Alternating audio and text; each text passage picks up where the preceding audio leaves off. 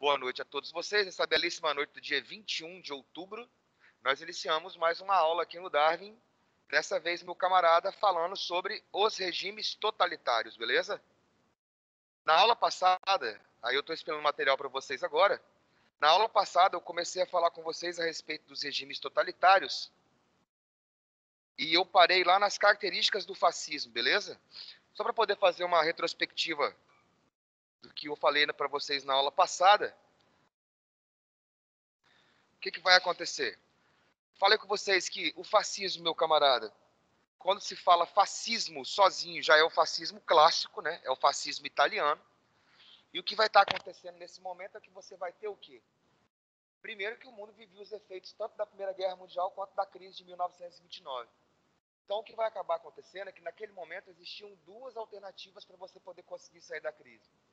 Você imagina que a maioria, como eu te disse, não conseguiu resolver os efeitos nem da pós-Primeira Guerra e muito menos os efeitos que vão ficar muito mais negativos com a crise de 29. E a população tende a colocar a culpa em alguém. Naquele momento, a população colocava a culpa no governo. E quase todos os governos da Europa Ocidental eram governos liberais. Eram governos que eram social-democracias, né? Aí você fala assim, como assim uma social-democracia? Um governo livre, um governo democrático, de participação, de voto. Só que esse liberalismo e essa democracia não resolveram os efeitos da crise na Europa. E, obviamente, abre espaço para que outras doutrinas ou outras ideias possam se apresentar como solução. Aí nós vamos ter tanto ideias à esquerda quanto ideias à direita. À esquerda, nós vamos ter como possibilidade de solução se apresentando na Europa naquele momento os socialistas, que desde a Revolução Russa de 1917, os camaradas passaram a divulgar a ideia de que o socialismo seria a única alternativa capaz de retirar os países europeus da crise. E era uma ideologia que ganhava muito espaço, principalmente junto às camadas populares. Aí você fala, mas por quê? Porque é justamente a população mais pobre que é a primeira que é atacada pelos efeitos da crise. E então a ideia que se divulgava a respeito do socialismo era o seguinte, que na União Soviética o camarada tinha um trabalho, tinha a casa dele e tinha o que comer. E eu falei para vocês na aula passada que apesar de nós sabermos que na União Soviética também existia fome, também existia desemprego, também era uma ditadura, também existia miseráveis, obviamente o camarada vai divulgar aquilo que é positivo do partido ou da ideologia dele. E para boa parte da população, quando chega a informação, tipo assim, ó, na União Soviética os caras não são ricos, mas eles têm uma casa para morar, têm um emprego e têm o que comer. E eu falei que isso é a base da dignidade humana. Se você tem onde morar, se você tem um emprego e se você tem o que comer, você vive em qualquer lugar do planeta. Por outro lado, se observa nesse cartaz aí, ó, a vitória dos bolcheviques em 1917 atemorizava as burguesias ocidentais, que preferiam apoiar o fascismo para combater o perigo vermelho. Aí tem um cartaz soviético exaltando a união dos trabalhadores de todo o mundo. Observa que quando você fala de socialismo, é uma ideologia internacionalista, sacou? É um detalhe bem interessante. Proletários do mundo, univos. Então a ideia é que seria para atingir o mundo inteiro. Então essa burguesia, essa elite, não é só burguesia, essa elite que seria de latifundiários, que seria de grandes proprietários, de donos de empresas, de burgueses, de banqueiros, de financistas, esses camaradas vão preferir apoiar um regime de extrema direita, autoritário, totalitário, mas que garanta que a propriedade privada não vai ser atacada, mas que garanta que as esquerdas vão ser contidas. Do que viver num modelo liberal, viver num modelo democrático, onde os socialistas teriam a possibilidade de chegar ao poder, e a primeira coisa que uma ideologia socialista faz quando chega no poder é estatizar os meios de produção, é acabar com a propriedade privada. Nesse contexto surge o fascismo. O fascismo do nosso camarada Benito Mussolini. Observa que essas imagens do fascismo que eu estou colocando aí, el fascio, ou fascio, o feixe de varas que segura o machado, é um símbolo que existe desde a época do Império Romano, das altas magistraturas. Quando você observa esse símbolo, você vai ver algumas características interessantes. Cada varinha daquela simboliza um indivíduo. A união daqueles indivíduos num feixe é o povo. O machado é o Estado. Assim como uma varinha sozinha não tem força, ela precisa se juntar para poder virar o povo que tem a força. Assim como o cabo, que é o povo, não é nada sozinho, o machado sem o cabo também não é nada sozinho. O cabo simbolizaria, então, aquele feixe de varas, o povo. E o machado, que é a parte de cima de metal, simbolizaria o Estado. O machado não funciona sem ter um cabo que o sustente. Assim como o cabo não é nada sem ter um machado que corte. Sacou? Então, é a ideia de que o povo sustenta o Estado, beleza? E o Estado trabalha para o povo. Comentei para vocês que naquele momento a Itália saía da Primeira Guerra Mundial vitoriosa, mas ela saía da Primeira Guerra Mundial achando que não foi compensador o que ela fez. Aí você fala, por quê? Porque ela não ganhou os territórios que ela imaginava que ela iria ganhar, ela não ganhou todos os territórios. Teve um custo de guerra pesadíssimo, se observa aí no primeiro parágrafo, ó, perdas consideráveis de estradas, ferrovias, fábricas, campos, cidades vão ser destruídos. 2 milhões de italianos morreram na guerra, mas outros milhões estavam mutilados. Uma dívida externa gigantesca, uma balança comercial desfavorável, um desemprego e uma miséria gritante e, obviamente, olha o último parágrafo. Entre os trabalhadores urbanos e rurais desenvolveram agitações incentivadas por partidos socialistas e influenciados pela Revolução Russa, desencadeando inúmeras greves e agitações e ocupações dos grandes latifúndios. Ou seja, aquilo que eu falei para vocês na aula passada, de que a elite temia um avanço das esquerdas, temia a possibilidade com os avanços das esquerdas elas perderem a propriedade delas, perderem os meios de produção, não era só mais um temor, era algo real que estava acontecendo. Sacou? Os caras estavam invadindo, estavam ocupando, e obviamente a burguesia atemorizada com isso faz o quê? Passa a apoiar os partidos contrários à esquerda, passa a apoiar os partidos de direita. E aí, nessa ocasião, se observa que o Partido Fascista ele já existia, fundado pelo Mussolini, beleza? Observa que em 1919, quando acabou a Primeira Guerra Mundial, o Partido Fascista tinha 20 mil filiados. Quando o partido passa a receber apoio da burguesia, apoio da elite, olha o que acontece. Em 2 anos, de 1919 para 1921, o partido salta de 20 mil filiados para 300 mil filiados. Então, você observa que a grana injetada no partido faz o partido prosperar com toda certeza. Sacou? O que você vê, por exemplo, nas campanhas de hoje, até os dias de hoje. As campanhas dos candidatos que têm a maior quantidade de recursos são campanhas muito diferenciadas, em qualidade de vídeo, de áudio, de material de propaganda, da quantidade de pessoa na rua trabalhando como cabo eleitoral, entregando santinho, balançando bandeira, tempo de TV, tempo em rádio. E aí o que acontece? Com o crescimento do Partido Fascista, em 1922 aconteceu a Marcha sobre Roma. Observa que essa marcha sobre Roma foi o momento em que o Mussolini pressiona o governo italiano para ele conseguir chegar ao poder. Nessa imagem, nessa foto não, nessa pintura, né? Você vê ao centro o Mussolini. Atrás dele está o prédio do governo, o palácio do governo, onde ficava o rei. A Itália era uma monarquia parlamentarista. Quem governava o rei era o tal do Vítor Emanuel. E aí o que acontece? Essa marcha sobre Roma, o Florival Cáceres vai falar aí que foi um simulacro de revolução, né? Aí você fala assim, por quê? Porque o que aconteceu foi o seguinte, enquanto do prédio do governo o rei via uma passeata passar na frente da sua porta, você imagina que o rei está na janela do prédio e ele vê as pessoas passarem na frente, marchando, gritando o nome do Mussolini, beleza? Só que essa marcha, ela ia, e quando chegava lá na frente, ela dava a volta em torno do prédio do governo e passava marchando de novo. Então, se você está aqui, parado, olhando a marcha acontecer, a sensação que o rei tinha era que tinha milhares e milhares de pessoas participando da marcha. Quando, na verdade, como você está vendo aí, ó, quando os caras passavam na frente do palácio, eles davam a volta no palácio e voltavam a passar de novo. E aí alguns vão falar que tinha 50 mil camisas negras, igual você viu aí, e na verdade, eram pouca mais de 10 mil pessoas.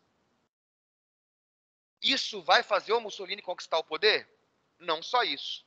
Porque ao mesmo tempo que acontecia essa marcha e o povo cantava e pedia para o rei trazer o Mussolini para fazer parte do governo, as elites também interagiam junto ao rei.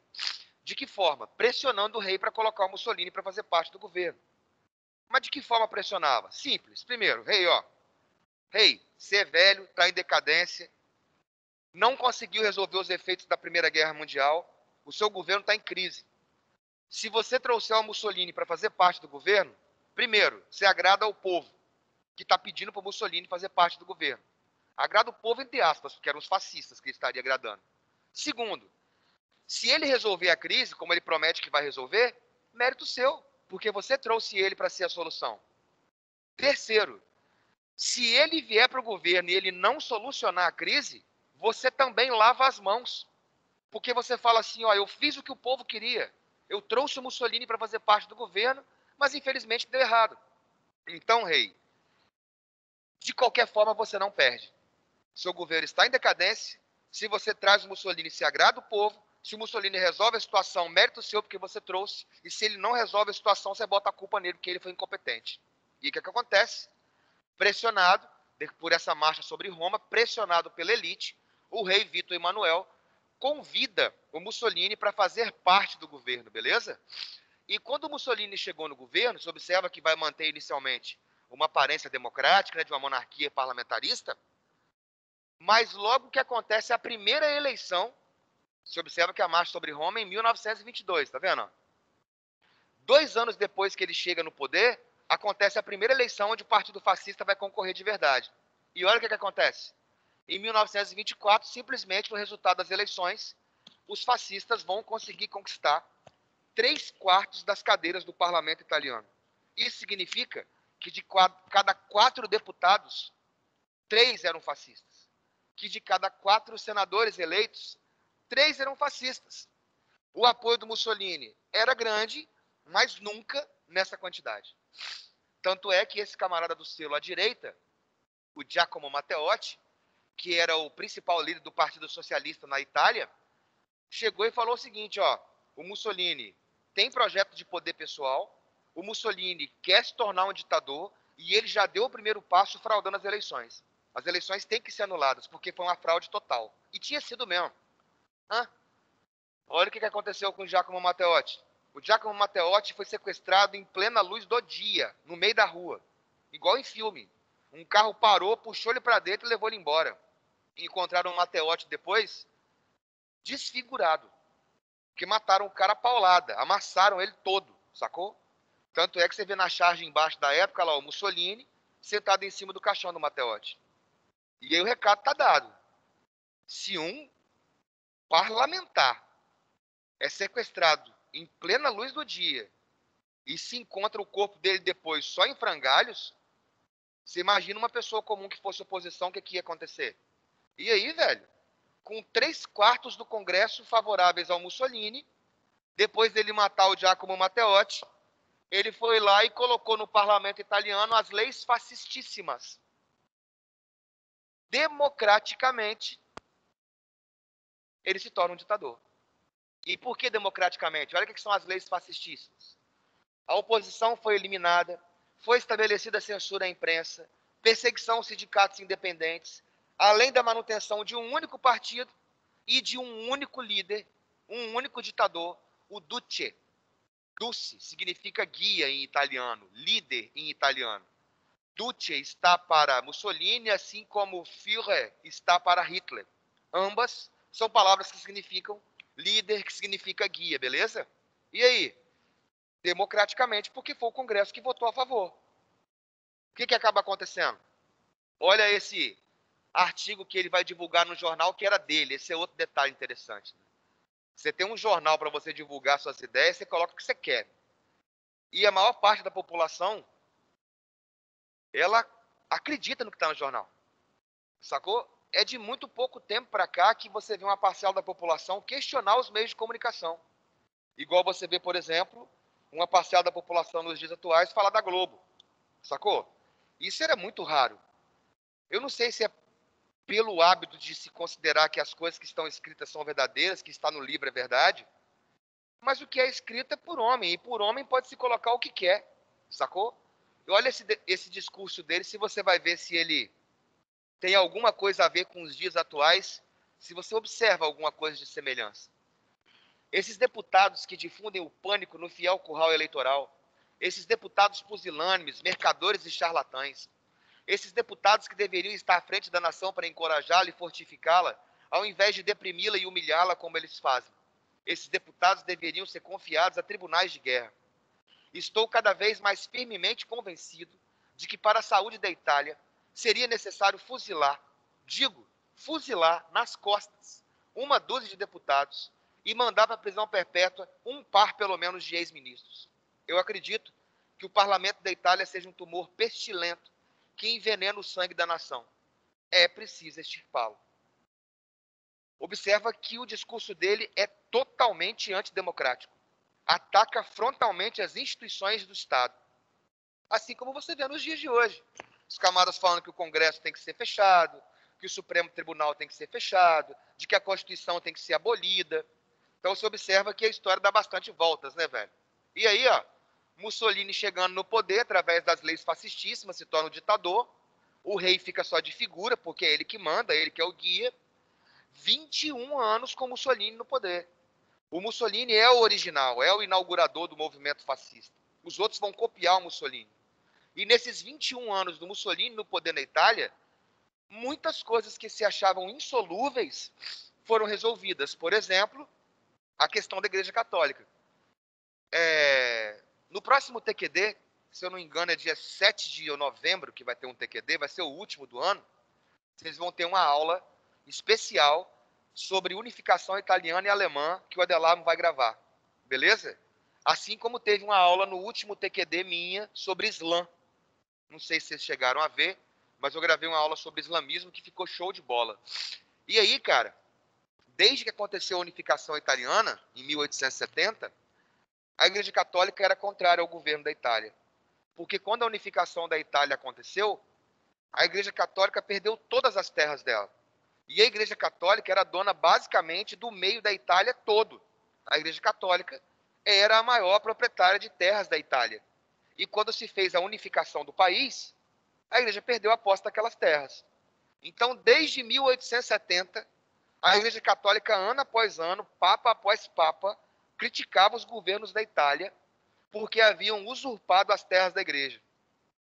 E uma igreja, ainda mais a católica, num país igual a Itália, onde quase todo mundo é católico, a voz dela é uma referência. E o Mussolini, que é um camarada muito democrático, quando ele começou a exercer o poder de fato, a primeira coisa que ele fez é dar ideia no Papa, no Pio XI. E basicamente chegou para o Pio XI e falou o seguinte: aí, Papa Pio, se você der mais um pio, vai ser a última vez que você vai piar, meu camarada. Ah, por quê? Porque eu vou colocar um outro rei no seu lugar. Ah, mas não é nada não, eu vou colocar outro papa no seu lugar, pai. Não, mas é a igreja que escolhe. Não, agora sou eu, Mussolini, que vou escolher, pai. Ah, mas tomaram as terras da igreja. Por que a igreja quer ter terra? Para quê? A igreja quer ter terra para quê? Ah, a igreja precisa de uma sede. Beleza, então, eu vou arrumar uma sede para você. Se a Igreja Católica era dona de pelo menos um terço da Itália, um terço pelo menos era da Igreja Católica. O Mussolini vai lá e cria o Estado Independente da Igreja Católica, que é um pedaço de um bairro de Roma, o Vaticano. O Vaticano é menor que esse bairro aqui de Jardim da Penha, sacou? É um pedaço de um bairro de Roma, que vira um Estado Independente. E aí, ó, cria então o Estado do Vaticano, em 1929. Além disso, meu velho, a Igreja Católica passaria a apoiar o governo fascista, não criticaria mais o governo italiano, e o Mussolini ainda fala: ó, se fizer isso, você vai ganhar uma sede, não vai criticar o meu governo, vou implementar o ensino religioso católico obrigatório em todas as igrejas da Itália, então se me ajuda, eu te ajudo. Porque se você não me critica, eu implanto o ensino religioso católico. Todas as gerações serão católicas, porque está aprendendo na escola desde criancinha. Uma outra coisa que eu não coloquei aí foi que o Mussolini, a partir daí, colocou o italiano como idioma oficial. Aí você fala, mas não falava italiano? Não falava não. Basicamente o que acontecia era que cada região daquela, Parma, Veneza, Firenze, Gênova, Milão, cada uma delas tinha um dialeto de base latina, né? O italiano só vai passar a ser língua oficial a partir do Benito Mussolini. Inclusive, era proibido se falar dialeto. Sacou? Aí se falasse, você poderia ser punido. Você imagina que os velhos, por exemplo, não vão querer aprender a falar italiano. Vão falar o dialeto deles. Mas as gerações mais novas vão falando porque vão aprendendo na escola. E igual eu estava comentando para a turma hoje de manhã, né? Quando você entra na escola, desde o ensino fundamental, a possibilidade, se você tem uma língua em sala todos os dias, você aprende. Igual, por exemplo, se você for no Paraguai, além dos camaradas aprenderem o espanhol, que é o idioma oficial, eles aprendem Guarani, que é a língua que a maioria da população indígena falava.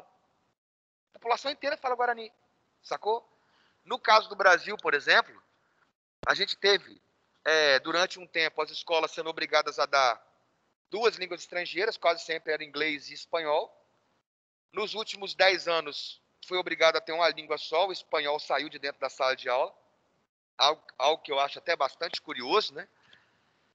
Porque normalmente se aprende um idioma para você poder interagir numa quantidade maior, né?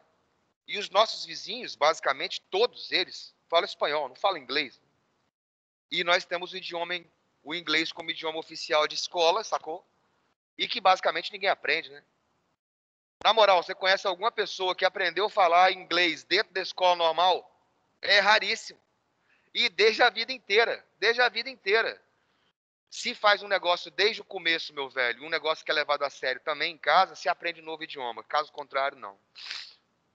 Aí, ó, imagens do que seria o Vaticano, em cima, uma foto. Em cima à direita, um mapinha. Dá pra você ver que é um pedacinho à toa, né? E a imagem à esquerda embaixo, o Mussolini e o próprio Papa, o Pio XI, sentados aí após o acordo. À direita, embaixo, a bandeira do Estado do Vaticano. Na economia, cresceu? Cresceu pra caramba. Melhorou a agricultura, intensificou a produção industrial, duplicou a força de energia elétrica, construiu estradas, aquedutos, edifícios. Observa que o Estado fez uma economia planificada. E aí, tem uma galera que acha assim, tá vendo? Ó, economia planificada é socialista. Não, economia planificada significa simplesmente economia planejada. Vai ser socialista se o Estado for o principal desenvolvedor de tais obras. E nessa ocasião, você observa lá, ó, o Estado promoveu a planificação da economia, diferente da planificação socialista, pois os meios de produção continuavam sendo da iniciativa privada. Por isso que não é socialista. Só que aquele crescimento, aquela euforia inicial do governo do Mussolini vai ser afetada no meio quando acontece a crise de 29. Aí você fala, por quê? Porque boa parte desse crescimento, ou pelo menos desse financiamento, vinha de empréstimos conseguidos no exterior, principalmente nos Estados Unidos. E aí, quando os Estados Unidos quebra, e o resto do planeta também quebra junto, não tem de onde você conseguir financiamentos ou recursos para continuar tocando as obras. O que o Mussolini faz? Para não deixar a Itália entrar numa decadência e o seu governo ir por água abaixo, o Mussolini começa a fazer algumas aventuras imperialistas. Primeiro lugar que o Mussolini ataca, a Abissínia, hoje chamada de Etiópia. Beleza? Para quem escuta aí o Ponto de Equilíbrio, tem uma música que chama Etiópia. Sacou? Também chamada de Etiópia. Lá que você vai ter uma... A Etiópia, ela tem uma religiosidade cristã primitiva. Você já ouviu falar? Cristianismo primitivo. Os camaradas que são os caras que governavam a Etiópia, desde essa época aí, são descendentes do rei Salomão da Bíblia. Sacou? Você tem uma leve ideia qual é que era. E aí tem essa musiquinha aí do Ponto de Equilíbrio que ele fala a respeito da Abissínia, hoje chamada de Etiópia. E aí ele, Selassie, que é o nome do rei da época, o rei chegou aí à Liga das Nações, cara. Falando assim, ó, o que está acontecendo no meu país é absurdo, vocês têm que fazer alguma coisa. Vocês não podem simplesmente deixar um ditador aventureiro invadir um país e dominar. E aí, o que acontece? Liga das Nações fraquíssimas na época, não fez nada, basicamente, só criticou. Observa duas imagens à esquerda que são de revistas da época, na Itália, onde mostra o italiano chegando aí com a bandeira e os africanos já fazendo a saudação, já se ajoelhando diante dele. Lembra que essa época de imperialismo, os caras afirmavam que as raças brancas europeias seriam as responsáveis por levar o progresso, a tecnologia, o humanitarismo para as atrasadas tribos africanas e asiáticas, né? Sem esperar nada em troca. Esse que é o caô maior, né? Os etíopes ou abissínios até tentaram resistir, mas só do que você vê na imagem à esquerda em cima, você percebe que é sem chance. As tropas muito mal armadas, sequer calçados têm, para poder lutar contra um exército fascista, vai ser complicado, beleza? E aí você pega na imagem embaixo, ó, a doutrinação e a violência foi tão intensa que você observa que os caras fazem saudação até para um outdoor do Mussolini, sacou? E na imagem à direita, uma La Domenica de Corriere, que era um jornal italiano, mostrando a galera da Etiópia comemorando a chegada da Itália, algo que não era realidade. Ah, mas o que tem na Abissínia? Tem na Abissínia que tem em qualquer lugar de disputa imperialista. Matéria-prima, mão de obra, mercado consumidor. E aí chegamos naquelas características dos regimes totalitários. Bem, uma coisa vocês têm que colocar na cabeça. Regime totalitário não é só da direita. Também tem regime totalitário à esquerda. Na aula passada, eu falei para vocês de dois regimes totalitários e eu comparei com vocês o Hitler e o Stalin. Lembra que eu falei que os dois são militaristas, nacionalistas, unipartidários, antidemocráticos, antiliberais, controlam os meios de comunicação, controlam o sistema educacional, têm campos de concentração, eliminam a minoria, fazem culto ao líder, tem o vermelho como base do partido e tem um bigode escroto. Só aí eu falei 12 características, sacou? Que pode ser tanto à esquerda ou à direita. Ah, mas como que eu vou saber se é à direita ou se é à esquerda? É só olhar o sistema econômico. Olhou o sistema econômico, perguntou de quem é a propriedade, falou que é privada, é à direita. Olhou o sistema econômico, falou que a propriedade é estatal, é à esquerda. Simples assim. E aí, ó, militarismo, a valorização da guerra como instrumento de fortalecimento das nações e regeneração moral do povo. Segundo Hitler, a guerra é a grande redentora da humanidade, pois foi na guerra que a humanidade se tornou grande. Lembra que eu falei que tem outras frases que os caras falam: a guerra é para o homem o que a maternidade é para a mulher. Mais vale um minuto em um campo de batalha como um soldado do que uma vida inteira enquanto um cordeiro, sacou? Então tem frases de impacto. Essas características são comuns à maioria dos regimes totalitários. São nacionalistas, aí já é diferente. Ó.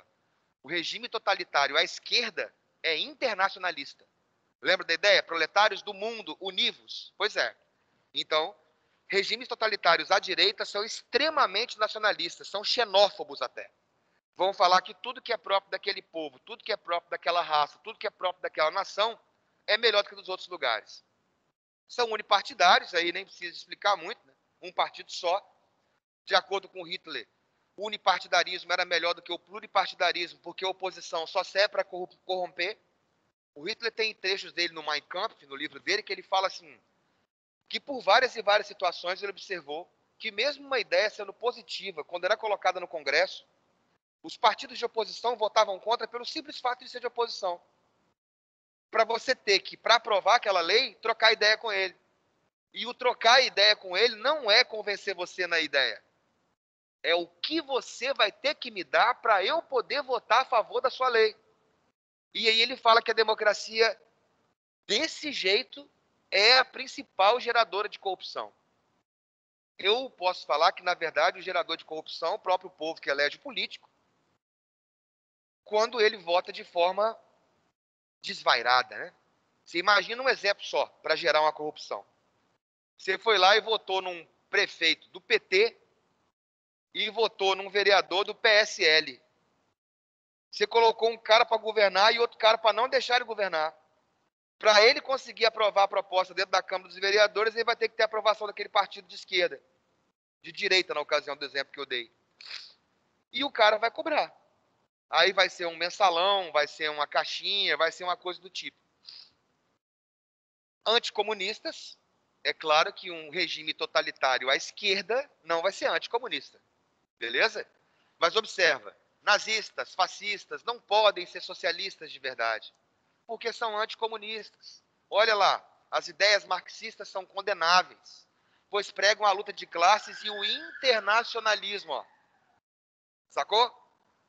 Dois elementos que o nazifascismo despreza, porque eram responsáveis por enfraquecer a coesão do país. De acordo com os nazifascistas, isso leva simplesmente à luta de classes, o marxismo. E a luta de classes, para os nazifascistas, simplesmente é uma guerra civil. Antirracionalismo, essa eu acho sensacional. Consegui convencer uma pessoa disso aí, velho. Olha essa frase. As ações humanas não podem se basear na razão, mas nas emoções. Apela para o emocional das pessoas, visto que o líder deve ser seguido com um verdadeiro fanatismo. Então a ideia é o seguinte: você só precisa de obedecer, mais nada. Porque o nosso líder pensa melhor do que nós. Porque o nosso líder é mais capaz. O nosso líder tem mais disposição. O nosso líder é mais inteligente. E ele sempre vai querer fazer o que é melhor para toda a Alemanha, ou para toda a Itália, ou para qualquer lugar fascista. Aí você fala assim, e o povo vai acreditar nele? Vai. Não só vai seguir o cara com um verdadeiro fanatismo, que olha o próximo de baixo. Culto à personalidade. Engrandecimento da pessoa, do chefe, das suas realizações. Olha a próxima frase. Isso levou ao mito do chefe e do homem que encarnava o Estado. Sacou? Como assim o cara é um mito? Como assim um camarada ele é um ícone? O camarada ele é quase um deus, tá me entendendo? Se entrar na escola tem imagem dele. Se entrou na rua tem imagem dele. Em qualquer estabelecimento tem imagem dele. Sacou? O tempo todo. E aí, nós vamos ver agora uma característica que ela é muito acentuada na Itália e menos em outros países. É muito comum cair em prova também. Porque quando pergunta as características que são semelhantes nos fascismos, você viu que tem um monte, beleza? Mas tem algumas que são específicas ou são mais acentuadas em alguns lugares do que em outros. Por exemplo, se você falar assim, me fala uma característica marcante do nazismo, vai ser o antissemitismo, a perseguição a judeu. Se você falar assim, não que não exista em outros lugares, que também vai ter perseguição a judeus em outros lugares, mas na Alemanha é muito maior. Corporativismo é uma característica que é muito mais acentuada na Itália do que em outros lugares. Mas existe corporativismo em outros lugares? Existe, por exemplo, em Portugal. Existe corporativismo, por exemplo, no Estado Novo do Getúlio Vargas. Só que ela é muito mais acentuada ali. E eu vou explicar para você agora o que é o corporativismo. O corporativismo é quando o Estado se coloca como intermediário das relações entre o trabalhador e o patrão. Então vamos supor que você fosse lá e você pedisse um aumento. Normalmente, quando você vai pedir um aumento hoje, você negocia direto com o patrão, beleza? Só que o Mussolini falava que quando as relações se davam diretamente entre trabalhador e patrão, a possibilidade de ter um atrito e de ter uma luta de classes era muito grande.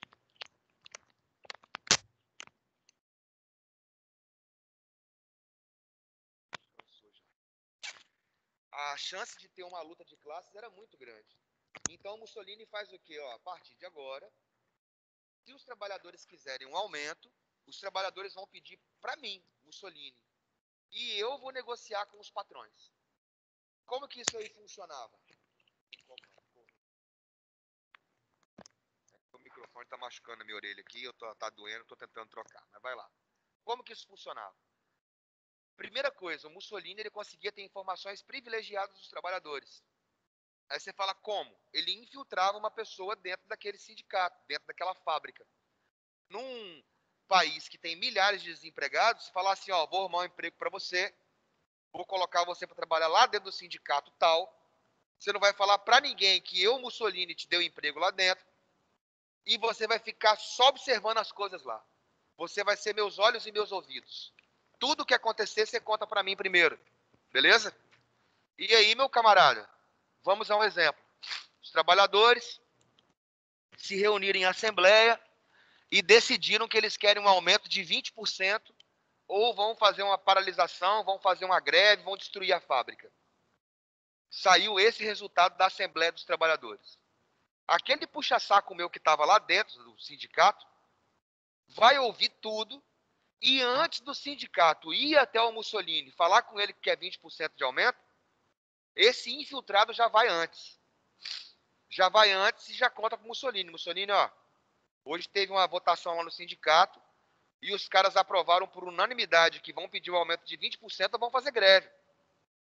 Eles vão vir semana que vem aqui pedir o aumento. Ou seja, Mussolini já sabe antecipadamente o que você quer. Beleza? E quando você sabe o que a outra pessoa quer, a chance de você conseguir agradá-la ou manipulá-la é muito significativa. Aí você fala assim, como? Vou te dar um exemplo bem bobinho. Vamos supor que você me convide para ir no seu aniversário, beleza? Se eu sei o que você quer ganhar de aniversário, e se eu tiver condições de levar isso como presente, eu tenho uma chance enorme de marcar aquele aniversário seu mais do que todas as outras pessoas. De você falar assim, caraca, aquilo que eu queria ganhar, o Rondinelli me deu. Sacou? De virar uma marca mesmo. Tanto é que hoje em dia, quando eu sou convidado para aniversário, quando eu não sei o que o aniversariante quer, e aí eu aprendi lá com meus parentes judeusada lá em Una, leva dinheiro. Ah, como? Um envelopinho bonitinho, bota uma grana ali dentro, chega no aniversário e entrega para o aniversariante. Não sei o que você quer, você vai e compra. Não erra, tá? Não tem erro. O cara vai achar massa. E aí o Mussolini sabe que os trabalhadores querem 20% de aumento. O Mussolini já vai lá no patrão e chega para o patrão e fala assim, ó, semana que vem os trabalhadores da sua fábrica vão me pedir um aumento. E eles vão pedir 50% de aumento. Ou vão fazer greve, vão quebrar sua fábrica e por aí vai. Lembra que os trabalhadores queriam 20. O Mussolini já joga para 50. É claro que o dono da fábrica vai chiar. É um absurdo, 50% é muito, minha fábrica vai quebrar, não tem como eu dar esse aumento.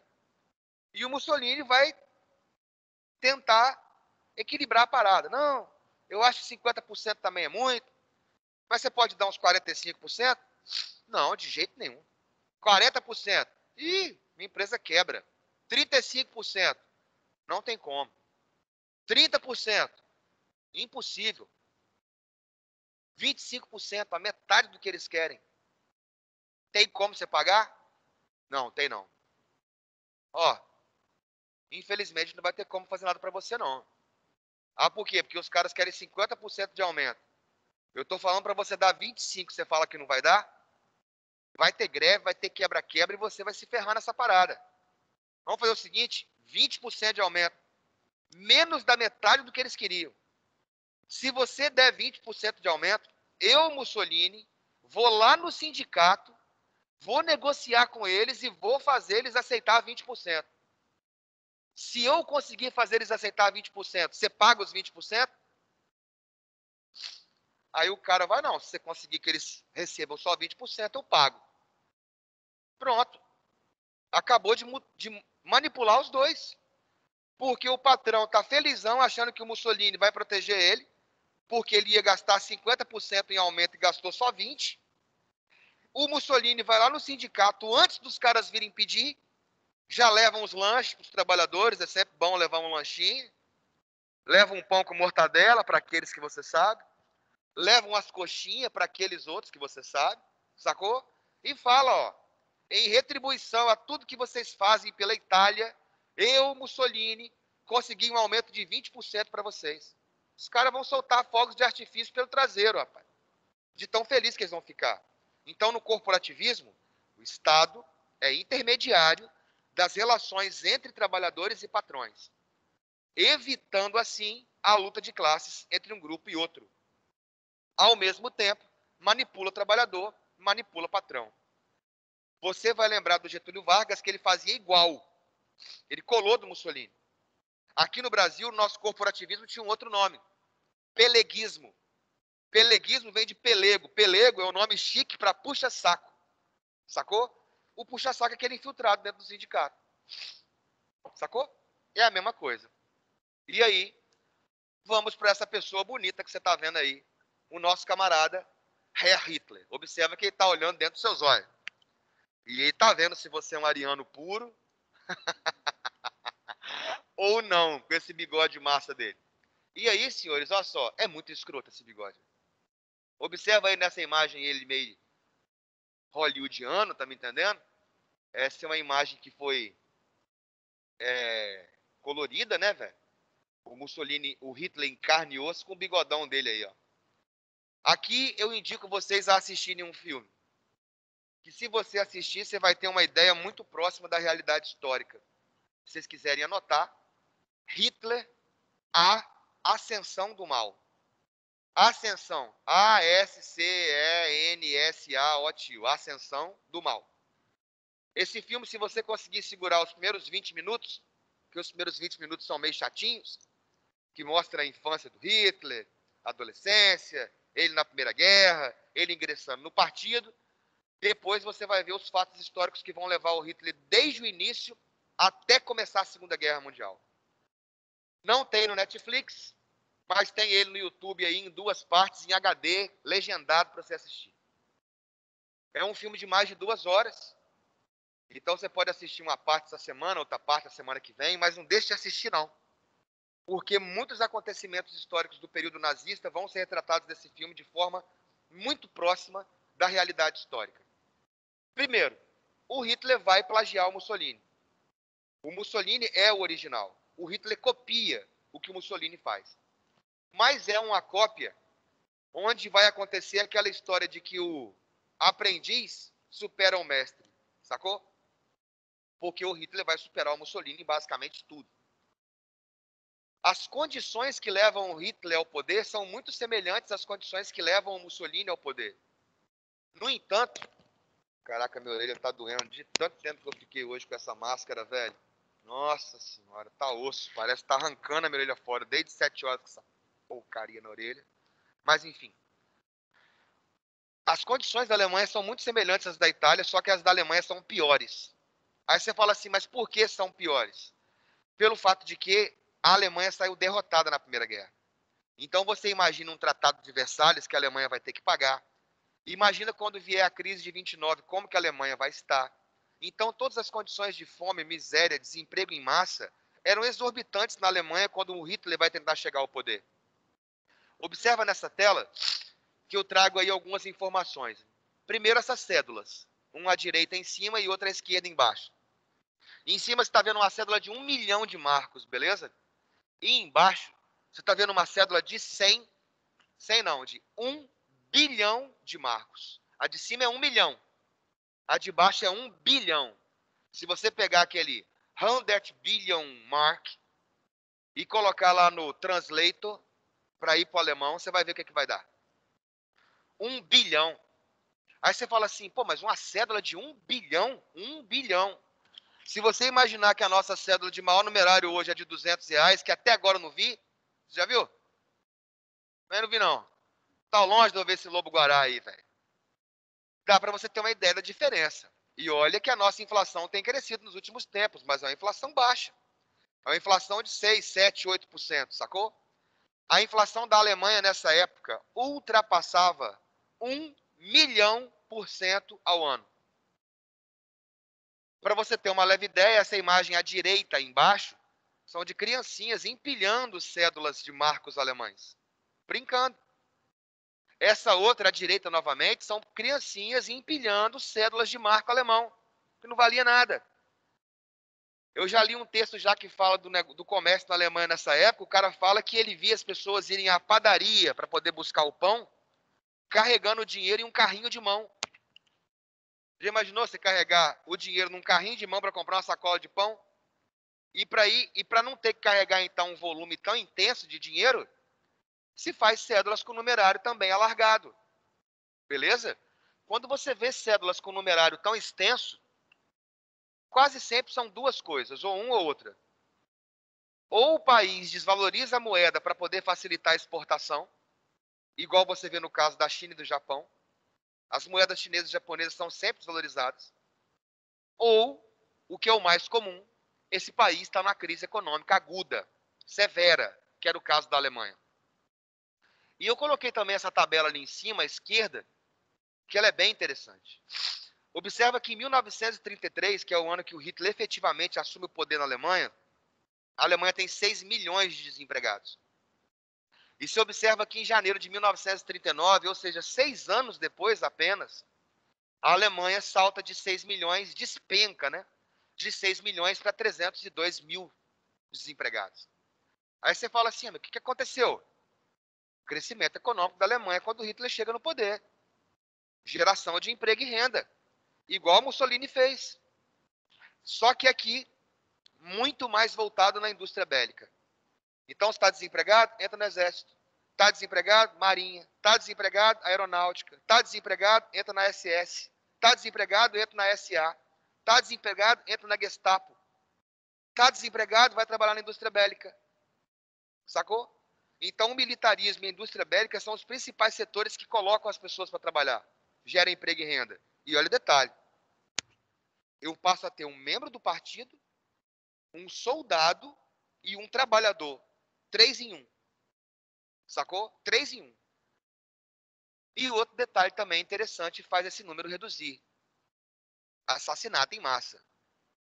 Então, quando você passa a matar um percentual significativo da sua própria população, você diminui o número de desempregados também. Beleza? Aí, meu velho, o que vai rolar? A República de Weimar é a Alemanha pós Primeira Guerra Mundial. Beleza? Se você vê esse nome, República de Weimar é a Alemanha pós Primeira Guerra Mundial. Por que tem esse nome? Porque simplesmente a capital mudou de Berlim para Weimar, uma cidade menor do interior da Alemanha. Mas para que vai mudar a cidade? Vai mudar a capital de lugar? Lembra de Brasília? Por que mudou a capital para o Centro-Oeste? Para centralizar a administração, para ocupar espaços demograficamente vazios. Mas a coisa mais importante, a maioria dos livros de história não traz sobre Brasília. Aí você fala que é qual? Afastar a pressão popular de cima da cúpula política do país. Só para você ter uma leve ideia, você faz ideia quantas tentativas e quantos golpes aconteceram quando a captaram no Rio de Janeiro? Muitas. Aí você fala, mas por quê? Porque se o governo aprova alguma medida que vai contra os interesses populares, o povo vai para frente do palácio do governo, rapaz. Agora, quando a capital vai para Brasília, aí o governo vai lá e aprova uma medida impopular. Aí o povo, vamos partir para cima do governo. Mas ele está lá em Brasília. Só de você imaginar que ele está lá em Brasília, você já desanimou, rapaz. Já desanimou. Se você pegar um ônibus agora para Brasília, você vai gastar 20 horas para chegar lá. Mas vai de avião. O povo vai pressionar o governo de avião. Pode deixar. É isso aí que vai estar acontecendo. A situação era tão crítica na República de Weimar, na Alemanha, pós Primeira Guerra Mundial, que, como eu falei, a democracia, o liberalismo não conseguiam resolver os efeitos da crise e abre espaço para surgirem outros partidos, como foi no caso do fascismo na Itália, vai ser o nazismo na Alemanha. E olha esse último parágrafo. Em 1923, a situação da Alemanha era tão grave, era tão complexa, que simplesmente a Alemanha não conseguia pagar as prestações do Tratado de Versalhes. Não conseguia. E só de curiosidade, você pode entrar na internet aí agora e ver, a Alemanha só cumpriu o pagamento integral do Tratado de Versalhes, se eu não me engano, em 2008. 2008 até 2010 ela quitou o Tratado de Versalhes. Aí você fala, mas foi em 1919. Ela vai quitar em 2008, 2010, a guerra passa um século, mas a dívida tem que pagar. Se vai ser em um século ou dois, não importa. Beleza?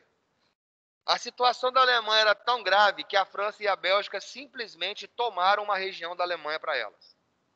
Aí você fala, como assim? Esse Vale do Ruhr era a principal área industrial alemã. A França e a Bélgica falaram o seguinte, não vamos pagar não?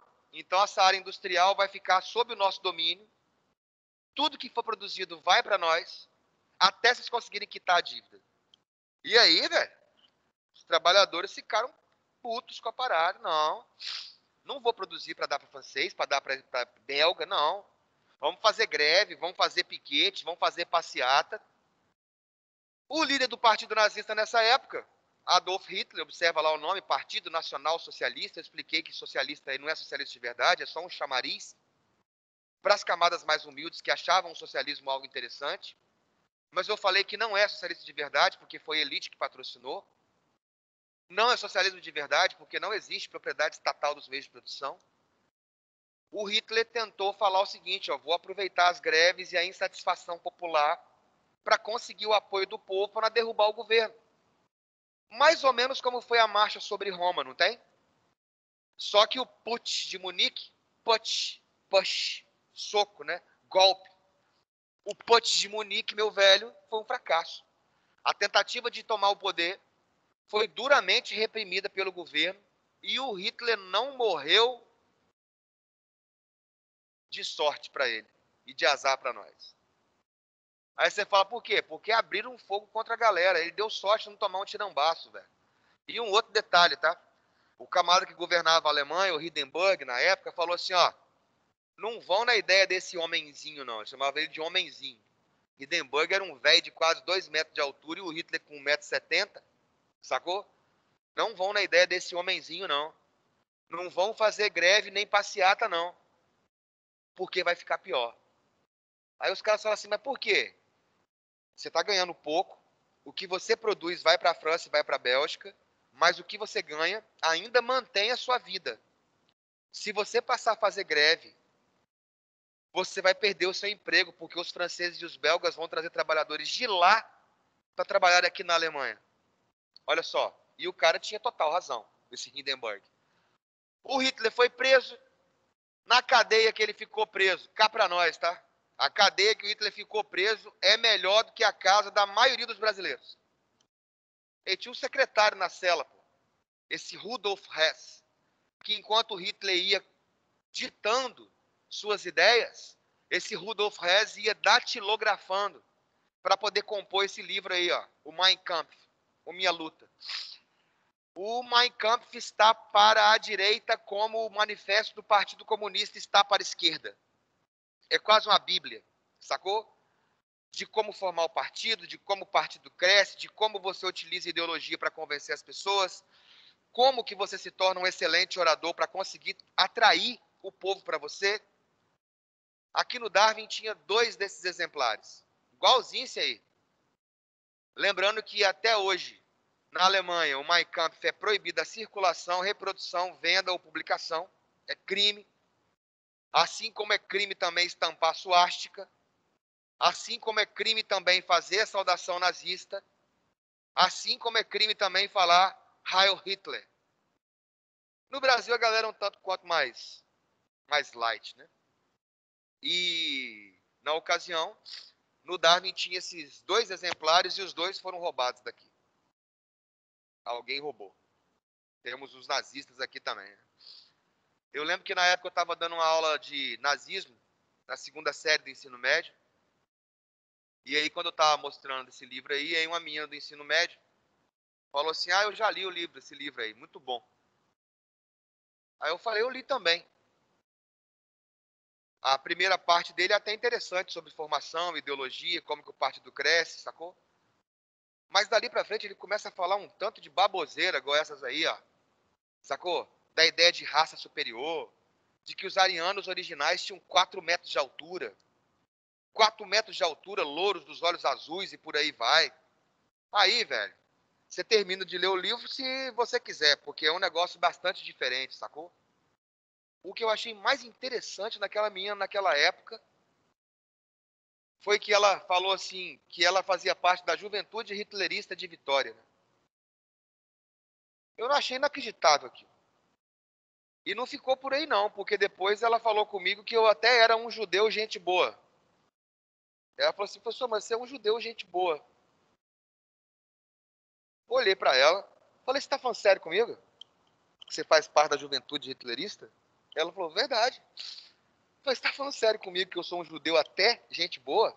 Ela falou, eu acho que você é um judeu gente boa. Eu falei, minha filha, você leu esse livro? Aí ela falou assim, li. Eu falei, você leu mesmo? Ela falou, eu li. Você leu todo? Ela falou, li todo. E eu falei, você não chegou a nenhuma conclusão por você só não? Ela falou assim, qual? Eu falei, minha filha, olha sua cor, minha filha. A menina era mulata, sacou? Que hoje em dia é até pejorativo falar mulata porque vem de mula, tal e coisa. Vocês estão ligados qual é que é.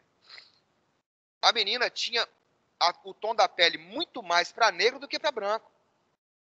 Eu falei assim, se tiver passando na rua eu e você, e o Hitler vê, Ele me leva para o partido e coloca você num campo de concentração. Ah, mas vai saber que eu sou judeu. Depois. Porque no primeiro momento ele vai achar que eu sou de um jeito e você é de outro. Aí ela falou assim, não é assim não. Eu falei, não, minha filha, não tem, cara. Mestiços, pardos, negros, fazendo parte da cúpula do partido. Não pode se falar um negócio desse. Aí eu falei, seu pai ou sua mãe são negros? Sim. Ela falou, é. Eu falei, como é que você vai falar um negócio desse, cara? Você sabe que mais da metade da população brasileira é negra ou parda? E aí você vai falar um negócio desse, cara. Aí ela falou, não, mas eu acho que você está enganado, tal e coisa, eu acho que não tinha isso aí não. Eu falei, você acha? Você leu o livro do cara e você está achando? Foi ele que escreveu o livro. Como é que você está achando? Aí ela foi e falou assim, se você quiser ver algumas coisas nossa juventude hitlerista, você olha lá naquela ponte da Iemanjá, olha para baixo nas pedras, que a gente faz algumas pichações lá, tal e coisa. Aí eu falei assim, você faz parte da juventude hitlerista, é mestiça, como todo brasileiro é, e ainda faz pichações. Ela falou, é. Aí, como eu, de vez em quando eu dou uma volta na praia, eu tive curiosidade de passar lá e ver. Quando eu olhei para baixo, eu vi uma pedra com a suástica pintada. Só que a suástica estava feita ao contrário. Aí você fala, por quê? Porque a suástica, ela tem as pontas viradas para a direita. Sacou? Para a direita como? É assim, ó. Para quem está aí não vai sacar. Se observa que o movimento das pontas é no sentido horário, tá vendo? Ó? À direita. E a dela lá estava no sentido anti-horário. Aí, no outro dia, cheguei na sala de aula. E aí, professor, viu lá nossas pichações? Falei, vi. Aí eu falei, ela falou assim, gostou? Eu falei, adorei. Porque além dos caras serem nazistas e idiotas, eles são burros. Aí ela falou assim, por quê? Eu falei, porque picharam a suástica ao contrário, minha filha. Eles colocaram a suástica virada para a esquerda. Uma suástica virada para a esquerda não é uma suástica. É um símbolo do budismo e do hinduísmo de 4.000 anos atrás, que simboliza a paz. Aí ela ficou olhando para mim. Essa menina formou. Na formatura dela, os pais dela foram. E é claro que eu fui cumprimentar. E é claro que eu fiz questão de falar para os dois pais. Falei com eles assim, parabéns pela formatura da sua filha. Vocês acompanham a sua filha politicamente? Mais ou menos, tal e coisa. Sabia que sua filha faz parte da juventude hitlerista de Vitória. Pai, negão de quase 2 metros de altura. Falou, como é que é, professor? Depois você troca ideia com ela aí que ela vai te esclarecer. Bastante. Sacou? Qual é que era? Nunca mais eu vi a menina, não. Tá me entendendo? Eu acho que não. Não sei se a ficha dela caiu depois que o pai dela soube qual é que era. Mas tem coisa que você fala assim, pô, professor, você sacaneou a menina. Não, não sacaneei, não. É colocar a verdade reta. Uma pessoa tem que se enxergar. Ela tem que saber que dentro desse universo aí, ó, não tem brincadeira. Não tem brincadeira. Não tem mimimi. Não tem esse negócio de que eu vou aceitar você e isso e aquilo. Não existe. E como eu falei com vocês, quando eu comecei a ver que o cara falava que tinha arianos de 4 metros de altura, de olhos azuis, e o pior não é isso não. O pior é que o governo nazista bancou várias e várias expedições. Já viu no History? Na caçada dos gigantes, na pegada dos gigantes, já viu isso? Quem fazia essas expedições patrocinadas com grande dinheiro eram os nazistas. Aí acharam? Óbvio que não, né? Assim como buscavam também o Santo Grau, que ia dar a vida eterna, assim como buscavam também a tal da lança do destino, que seria a ponta da lança do soldado romano que furou o pulmão de Jesus na hora da crucificação. Então, esses camaradas têm umas coisas meio ocultistas, sacou? Que eles buscavam que daria um poder extra, que simplesmente, nas condições normais da pressão, temperatura atmosférica, você fala, não, um governo não pode estar fazendo isso com seriedade. Não é mentira, não é verdade isso. E era verdade. Sacou? E aí? Nunca acharam o gigante, nunca acharam o Santo Grau, nem a tal da lança do destino. E tem um outro detalhe, que quando Hitler coloca que os arianos puros tinham 4 metros de altura, a primeira pergunta que vem é, então por que vocês estão assim agora? Se os arianos puros tinham 4 metros de altura e olhos azuis, o que aconteceu com a população da Alemanha? O Hitler tinha resposta na ponta da língua. Ele afirmava que em algum momento da história os arianos cruzaram com raças inferiores, como, por exemplo, os judeus, que enfraqueceram o sangue ariano e pioraram aquela espécie. Só que aí, se eu tivesse naquele momento lá, eu ia fazer a tréplica. Eu ia falar assim, mas peraí, se você afirma que a raça ariana é superior, que o gene ariano é dominante, se um ariano dominante, superior, cruzasse com a raça inferior, era para o ariano melhorar a raça inferior, já que é dominante, e não o contrário, sacou? Mas eu não tive a possibilidade de falar isso com o Hitler na época e quase ninguém ia ter disposição para falar para ele. E aí, meu velho, não era só judeu também não, tá? Cigano, testemunha de Jeová, adventista do sétimo dia, eslavo, mestiço, indígena, africano, o que for, qualquer um que não for ali, meu velho, é raça inferior. Sacou? E, só uma curiosidade, mas por que esse antissemitismo? Semita não é só judeu. Semita é também os muçulmanos, os árabes, beleza? Você imagina que a partir das linhagens abraâmicas, do Sem, do filho, Sem lá da Bíblia, vieram duas linhagens, uma que vai formar os judeus e a outra que vai formar os árabes. Judeus e árabes são semitas. Judeus e árabes são parentes, beleza? Vêm de um mesmo tronco familiar. E não gostam do outro. Pô, é parente, não gosta do outro? É, um foi para uma religião, outra foi para outra. Se você quiser ver eu explicar isso aí, assiste a aula de islamismo que eu coloquei lá no blog. Sacou? É muito maneiro. Que você vê da onde que vem a linhagem de cada um. E aí esse antissemitismo não é voltado para os árabes. É voltado para os judeus. Mas por que tem essa parada aí contra os judeus? Aí isso remonta desde a época de Cristo. Aí você fala, por quê? Porque tem uma galera, você imagina que o Jesus Cristo é judeu, beleza? O leão conquistador da tribo de Judá. Jesus Cristo é judeu. E quando Jesus Cristo apareceu se colocando como Filho de Deus, sacou? O Messias, o Salvador, uma parte dos judeus acreditaram que o Jesus Cristo era o Messias. Essa parte que acreditou que o Jesus Cristo era o Messias formou a cristandade. E a outra parte dos judeus que não acreditaram que o Cristo era o Messias são os judeus que estão aí até hoje. Se você for ver, os judeus, o calendário judaico está no ano 5000 e lá vai catatal. Porque eles ainda estão esperando o Messias. Para quem me conhece sabe, eu já falei que na sala de aula eu venho de uma família de judeus. Tanto por parte de pai quanto por parte de mãe. Mas como eu falei, como a minha família quando veio para cá, veio da Itália para cá, judeus da Itália que vieram para cá, você acaba perdendo base religiosa, base de costume, porque você imagina que você vem em uma família e vai conviver com centenas de famílias que são cristãs. Então, dificilmente você vai conseguir manter a tradição judaica, dificilmente você não vai se cristianizar. Você imagina, por exemplo, na minha escola, na minha sala só tinha eu de judeu. Se você imaginar, por exemplo, aqui no Darwin, de todos os professores, só tem eu.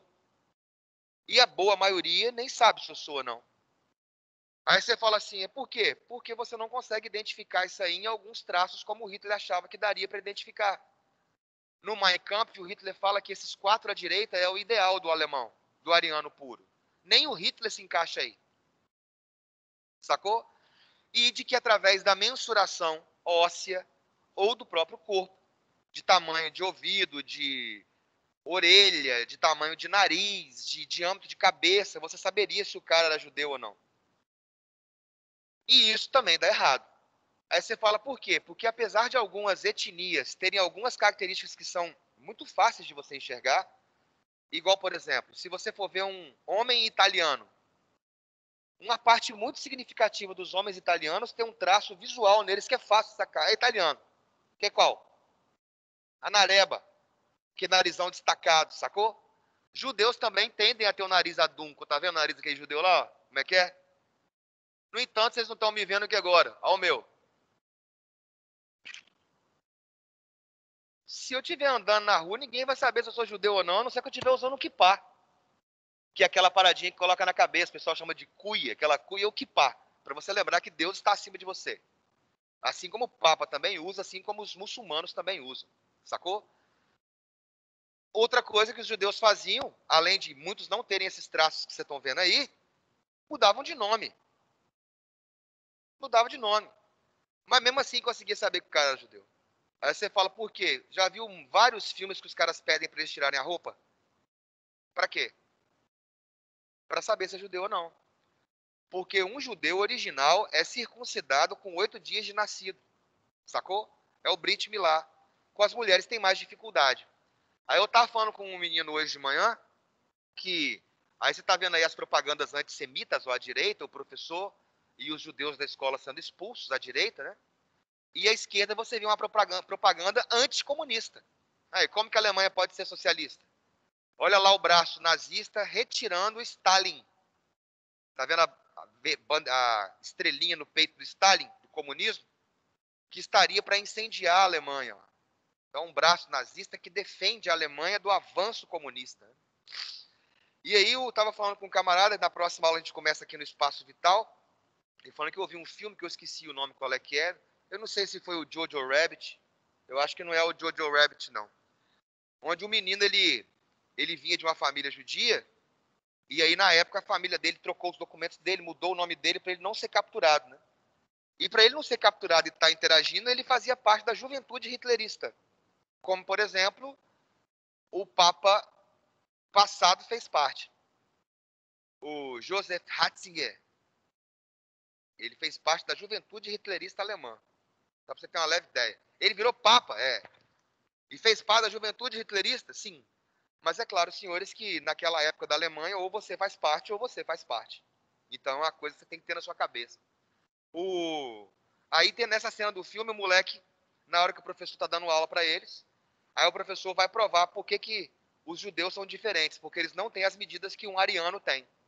Aí o professor chama esse menino, que era um judeu disfarçado de alemão.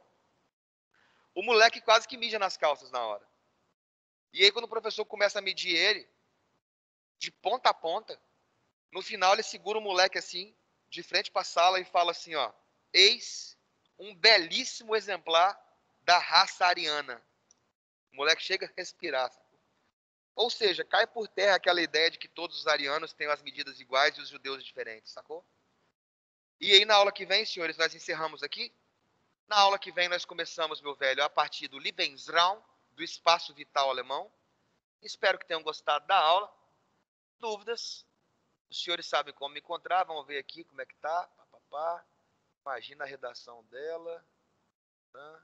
Hitler, Ascensão do Mal, parte 1. Isso aí, ó. Show de bola. Muito bem.